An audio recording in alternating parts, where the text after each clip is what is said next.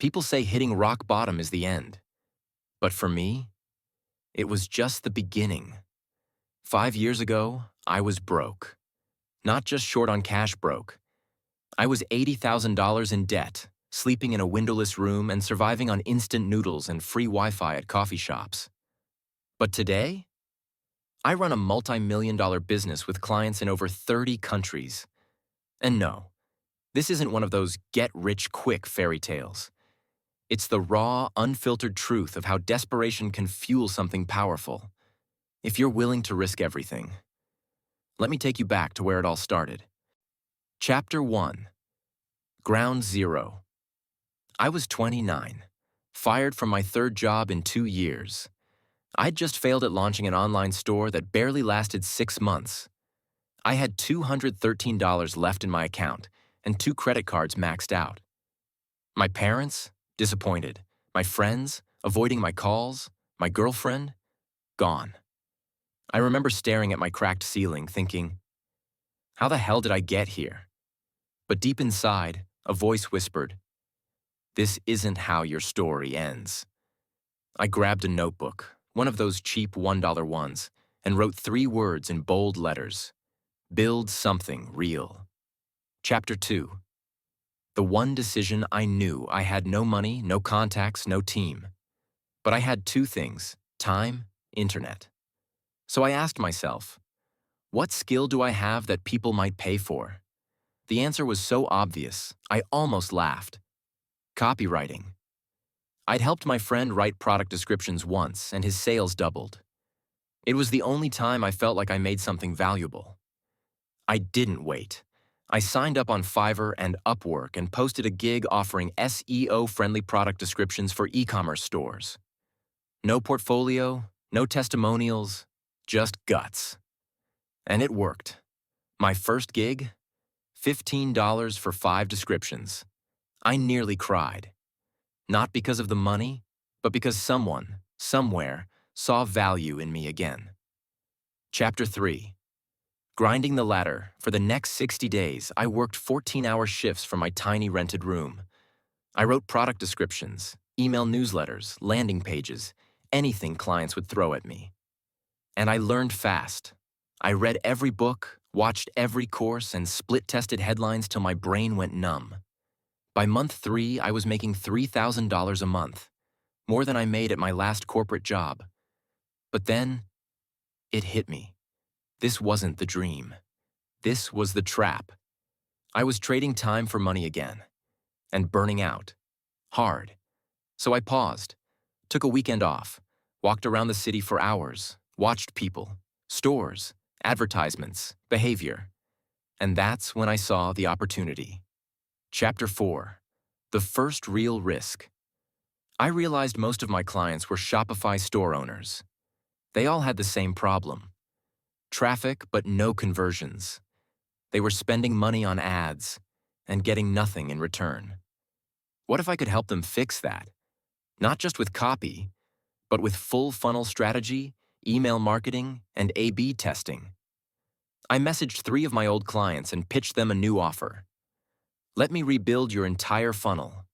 If you don't make 2 times more than what you pay me in 30 days, I'll refund every dollar. 2 said no. 1 said yes. That one became my first $10,000 project. Chapter 5. Scaling smart. With that $10,000, I didn't upgrade my lifestyle. I hired 2 freelancers, a designer and a junior copywriter, and built a mini team. We took on 5 projects in 2 months. Referrals started pouring in. I started documenting everything, our process, templates, scripts. By month 9, we'd crossed $100,000 in revenue. That's when I realized this could become an agency. But just as I started to dream big, the biggest threat came knocking. Chapter 6. The betrayal. My designer, someone I trusted, stole 3 of our clients and launched his own agency using my systems. Overnight, we lost $35,000 in contracts. I was furious, heartbroken, ready to quit. But then I remembered something my grandfather once told me. You can either cry over spilled milk or build a dairy farm. So I did the latter.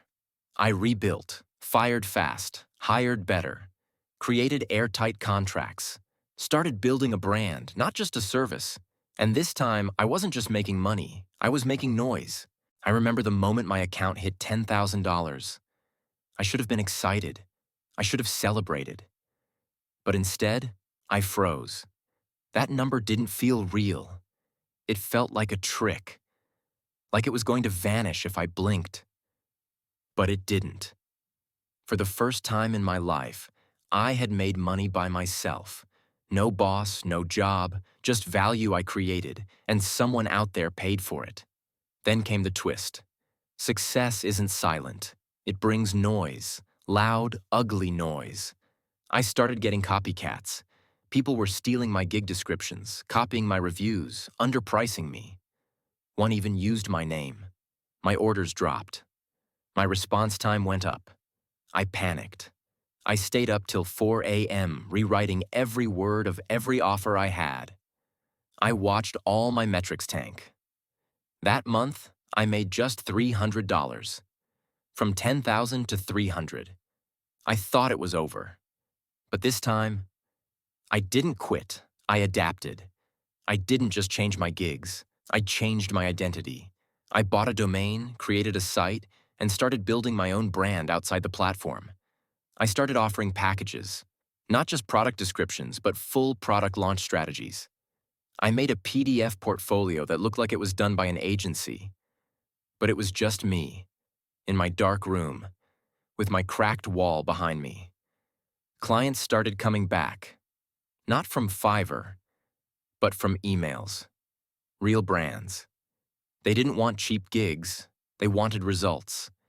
And then came the email that changed everything. A startup in Germany, pre-launch, just raised funding. They wanted someone to write all the copy for their landing page, ads, emails, Kickstarter, the whole thing. I said yes before I even knew how to do half of that. And guess what? I nailed it. I spent days studying winning landing pages, nights rewriting taglines over and over. I wrote 10 versions of their main headline, tested them on Reddit, used heat maps.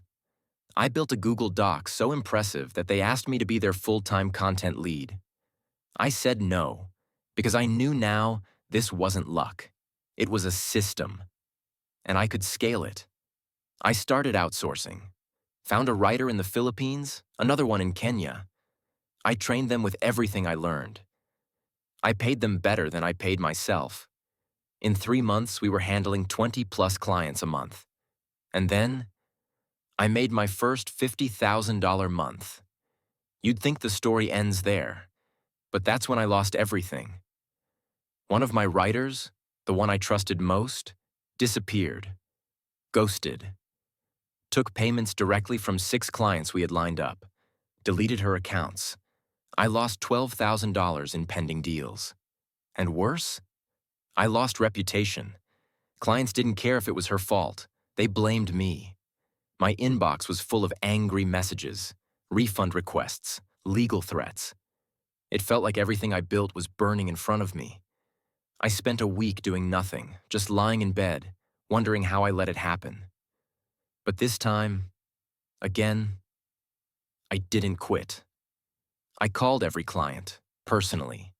I didn't make excuses. I offered refunds, delivered what I could for free, and one by one, they stayed. Not all, but enough. Enough to restart, enough to rebuild, smarter. I hired better. I built contracts. I stopped hiding behind platforms and made my own agency. I stopped being the masked ghostwriter and started being the voice behind the brand. I got featured in a podcast, then another, then a blog post. My LinkedIn exploded. Clients started coming to me. And last year, I crossed $1.2 million in revenue. From a mattress on the floor to $1 million brand. But you know what? The real win wasn't the money. It was the freedom. The freedom to say no. The freedom to work from anywhere. The freedom to sleep without checking bank balances at 2 a.m. The freedom to take care of my mom, to take a break, to breathe. And if you're still watching, still listening, you're probably where I was, broke, tired, doubting everything. But I'm here to tell you, you don't need permission. You don't need to be a genius. You don't need to go viral. You just need to start. You need to keep going after it breaks. And again when it breaks again. Because no one builds empires in a straight line. They build them in the rubble.